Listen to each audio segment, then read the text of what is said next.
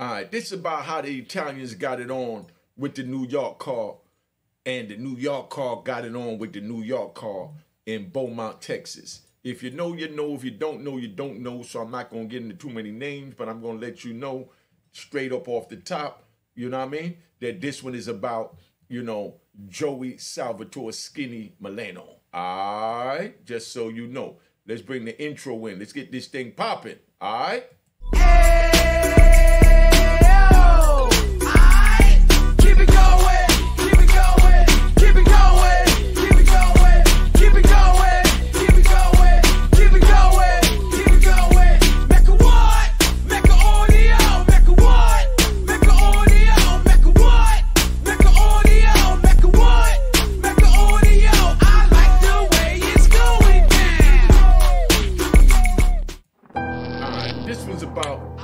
Salvatore Skinny Joey Molino, born March 13, 1962, is an Italian-American mobster and reputed boss of the Philadelphia crime family. He rose to power in the mid-90s after he allegedly fought for control of the war in the criminal organization. He has led the crime family in gambling, loan sharking, drug trafficking, extortion, and so on.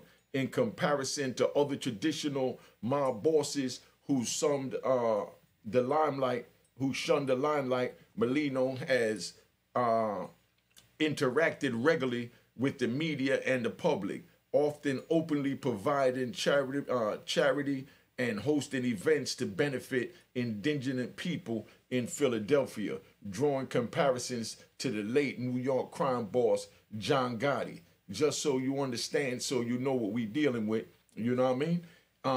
The informant in this case was Ralph Nadley. Molino was convicted of several RICO charges, including racketeering, illegal gambling, and extortion in 2002, and sentenced to 14 years in federal prisons. Since his release from prison in 2011, the FBI and the organized crime reports that they believe that he's still running the organization in Philly, but you know they full of crap, so we ain't even gonna go into that. But let me get into this real quick, all right? We in the Beaumont, right? So now, that's Joey. Joey waged the war, like I said, you know what I mean? He waged the war against the crime families on the street, but you know, this is no disrespect to Joey. This is no. For you trolls and fake haters, this is no disrespect to him. He's 100% man. Because, you know, this is going to sound a little different to y'all because y'all don't understand how it go in the penitentiary. Now, in the penitentiary, you got wolves.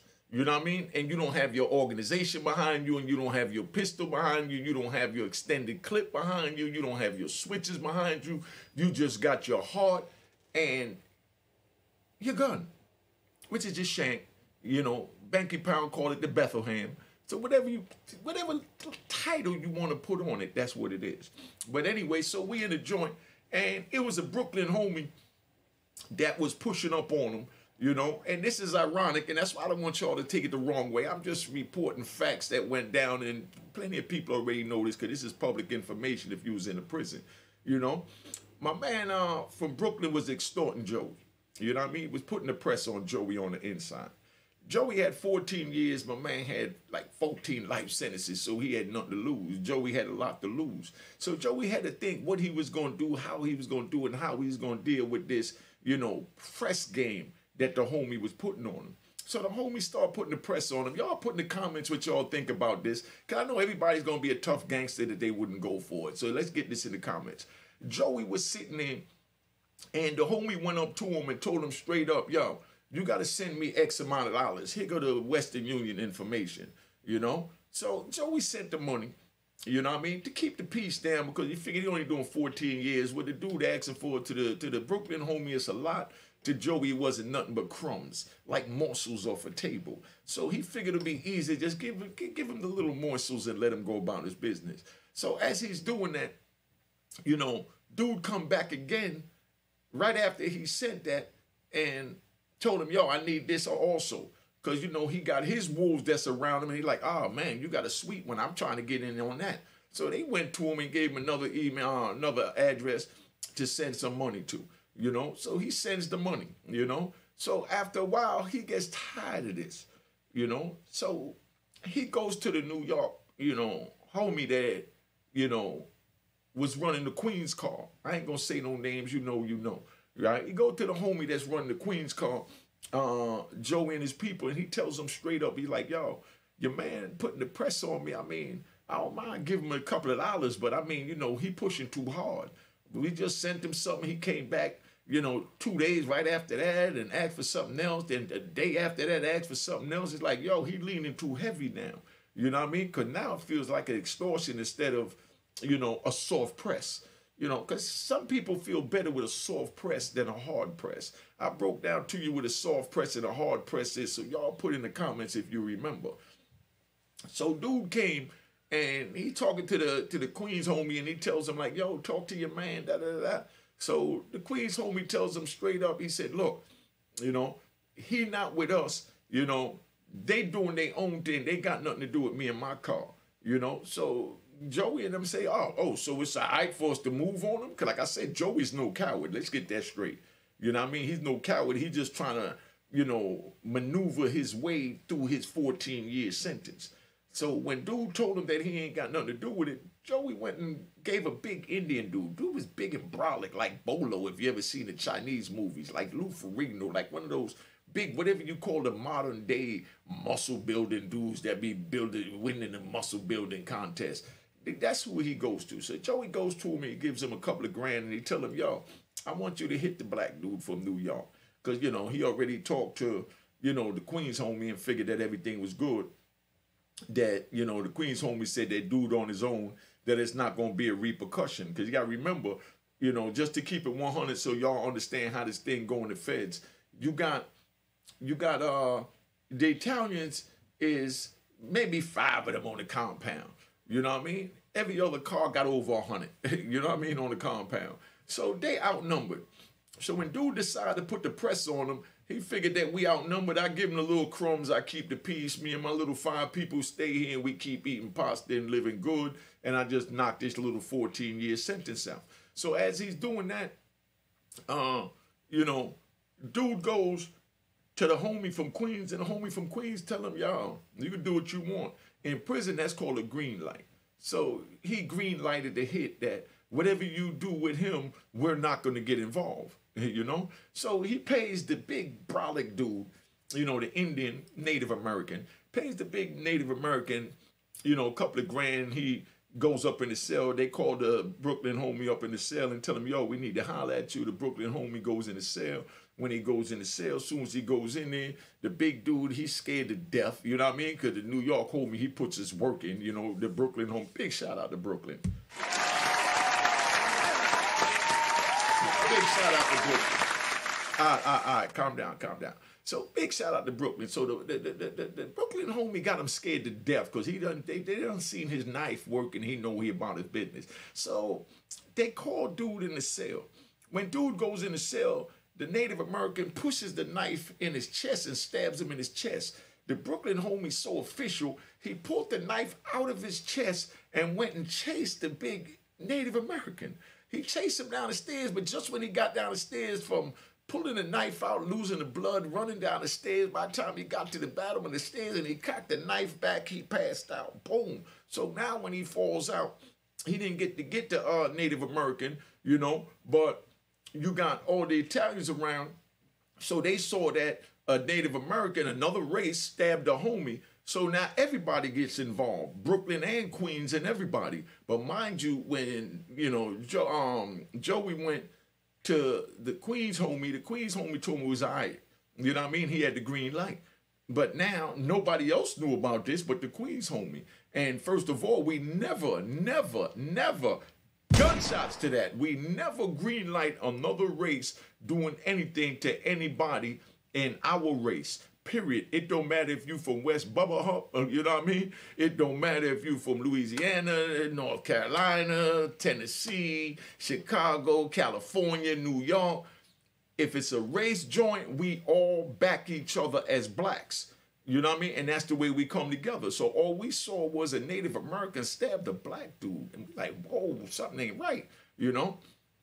So, you know, everybody popped off and went to jumping on the Native Americans and the Indians and all this. We out in Beaumont, Texas, just so you understand, you know what I mean? So that's why I tell you youngins, don't go to prison, man, because this is how it works. Dude extorting the dude, you know what I mean? And dude paying the debt. Nobody's eating from it but the dude that's extorting them. But still, when dude decided to retaliate and do something to him, everybody had to get involved. And that's just the way it works, just so you understand. So don't go to prison so you ain't got to get involved in senseless bull crap like this.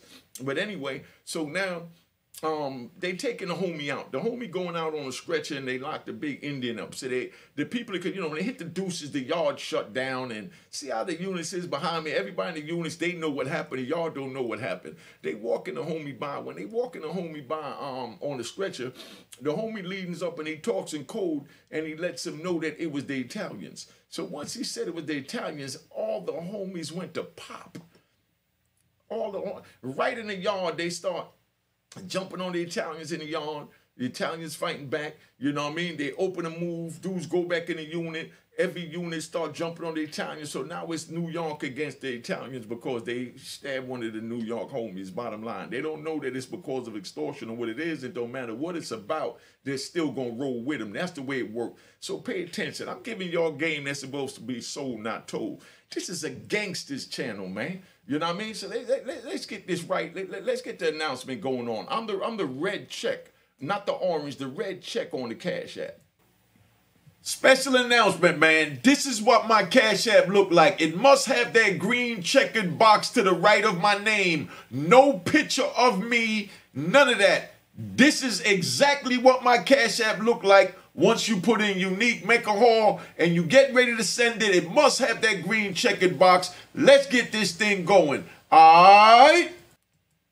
Now, so that's the way that's going on, so y'all understand what's up. All right? So now, they bring the homie out. The homie lean up on a stretcher, and he's talking to the homies in the yard, letting them know the Italians did this.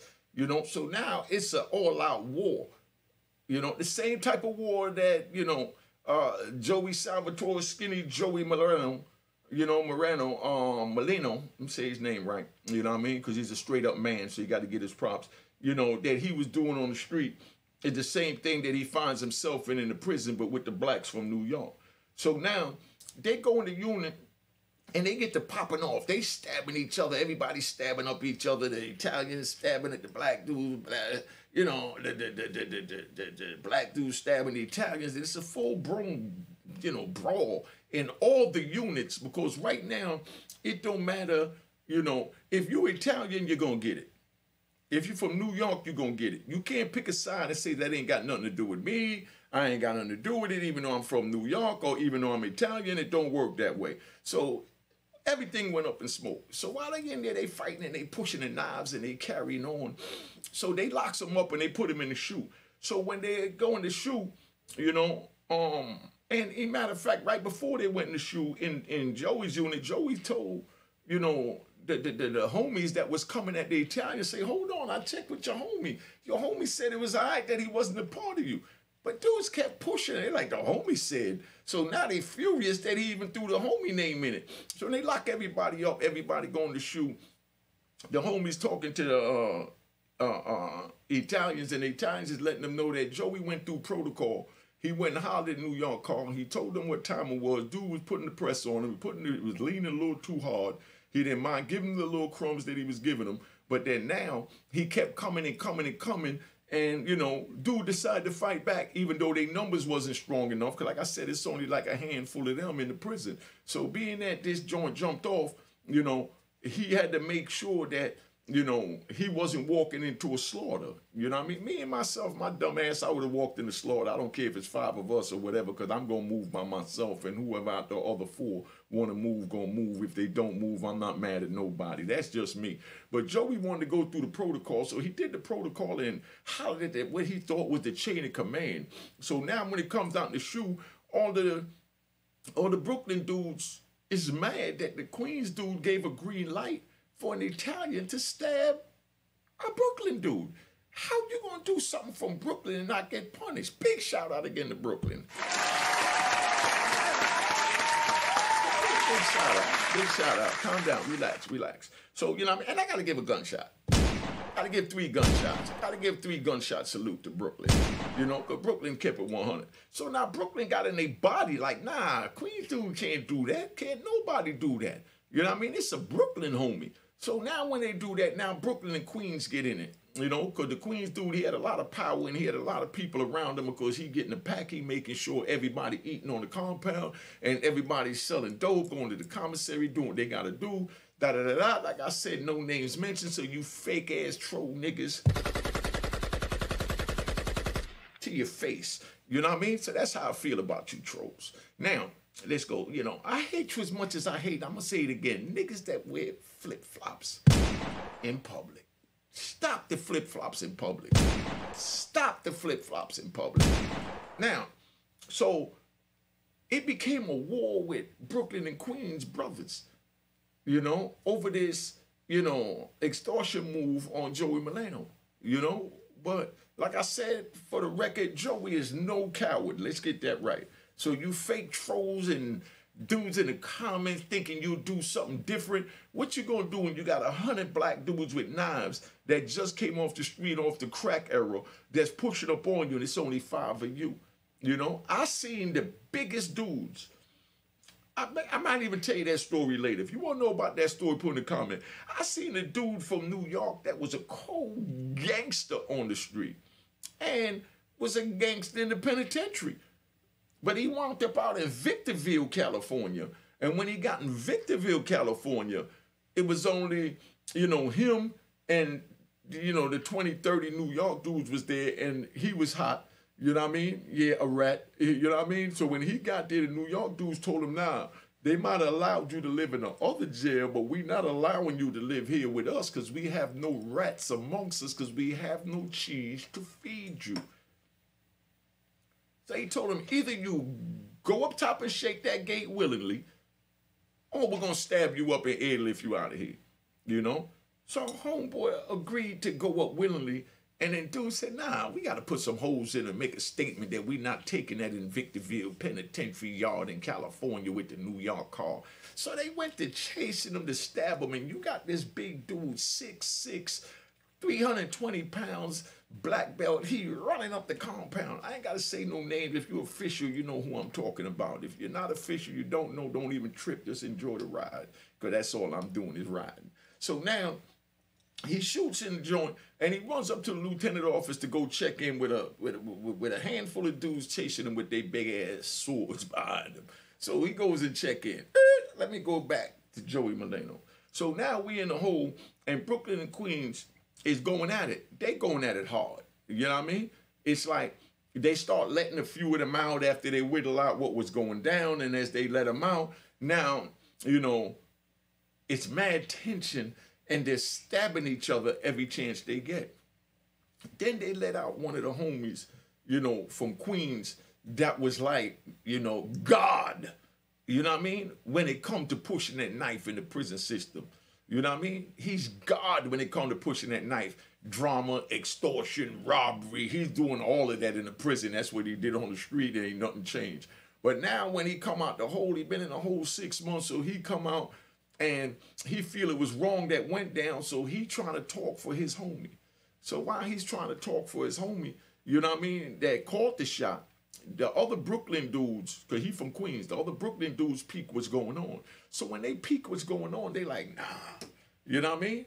This, you know, Muhammad 3X said not to use the N-word, so I'm not going to use it. Big shout out to Muhammad 3X.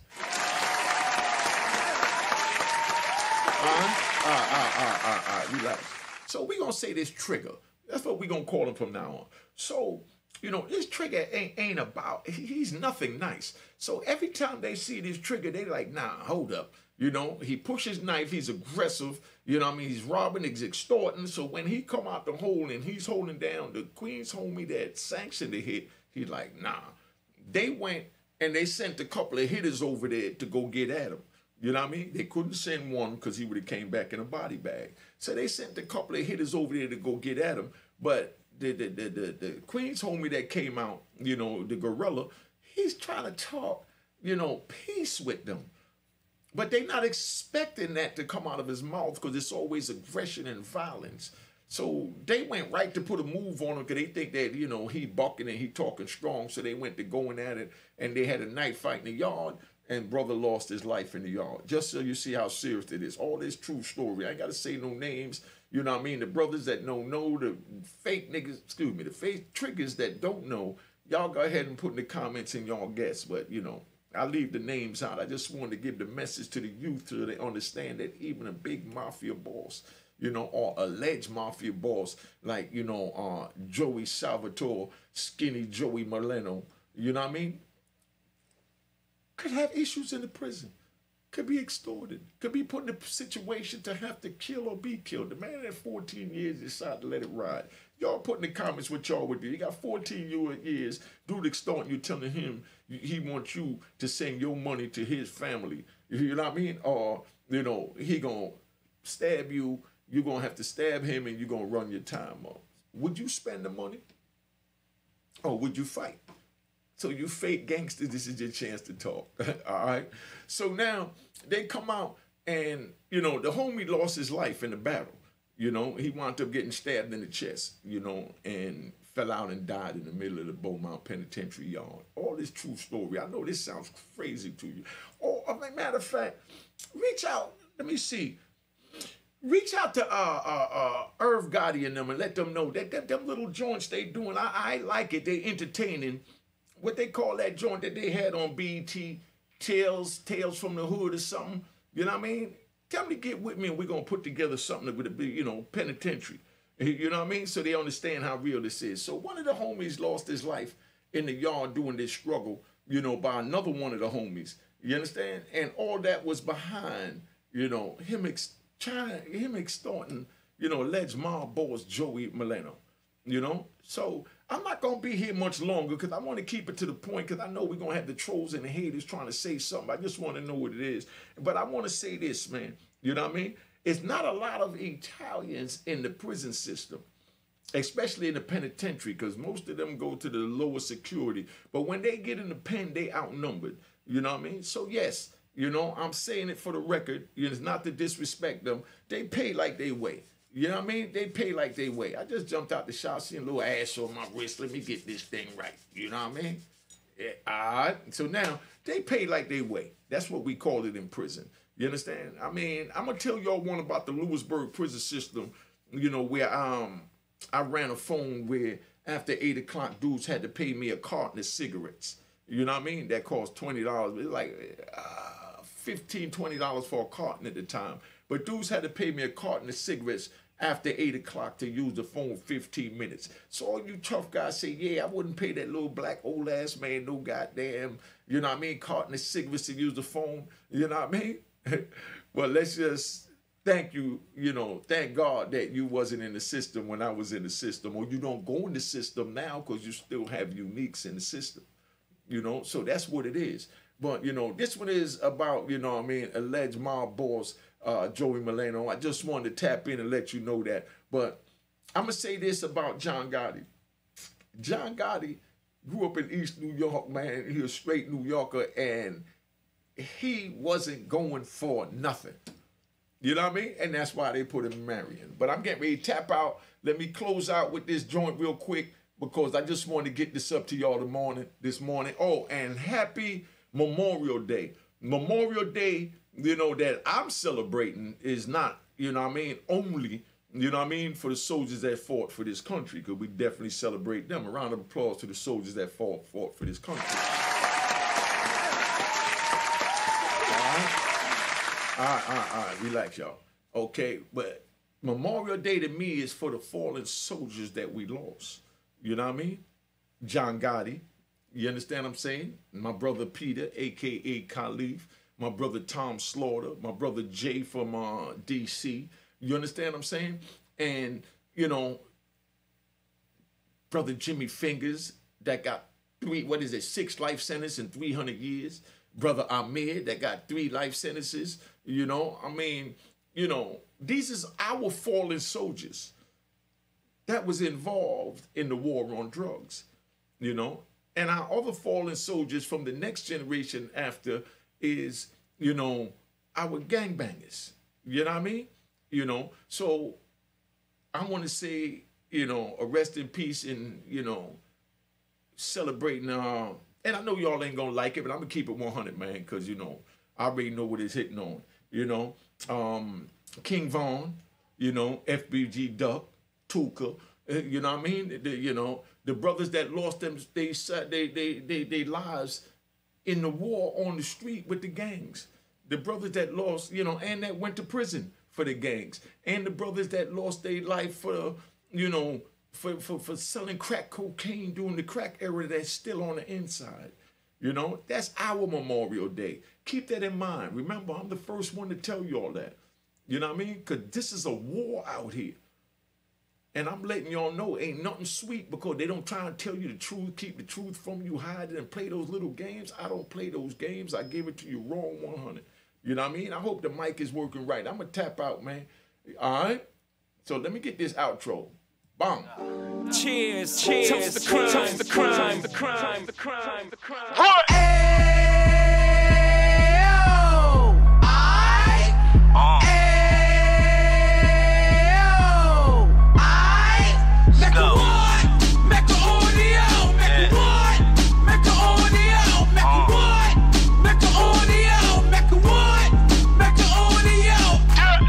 Fresh out the can of 26, he back on the strip, getting back in the mix. What he mentions a gift. You stand up 10 toes down, and I suggest you pay attention to this. Take a little gully posse and put it in Harlem. He cut from the bottom, came up from the bottom. Drop the book, you should go and get it. The Instagram page and the YouTube, you could go and visit. Then you could consider yourself LinkedIn. Sit front row and get Jews from a kingpin. How he went through it, so you ain't gotta go do it. To not pay attention would be stupid. Talking about a man that probably put your grandfather on. Probably the reason that him and your grams got along. A man that generated millions on the block, did his time, never squilling to the cops, Mecca audio.